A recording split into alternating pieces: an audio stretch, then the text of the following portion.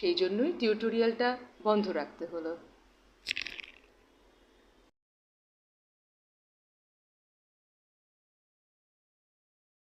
এই গণেশের পেন্টিংটাতে চোখে একটু ভুল হয়েছে, সেটাই ঠিক করছি।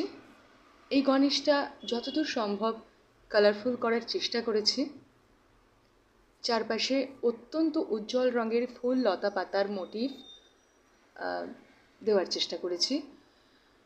আমি আগে এত ধরনের রং দিয়ে ছবি আঁকতাম না, কিন্তু আজকাল বিভিন্ন ধরনের রং ব্যবহার করতে ভালোই লাগে। আর ছবি আঁকবো কিন্তু রঙের ব্যবহার হবে ম্যাটমেটে বা ম্যাড়মেড়ে, এ আমার একেবারেই পছন্দ নয়। তাই প্রচুর রঙের ব্যবহার এই ছবিটিতে রেখেছি।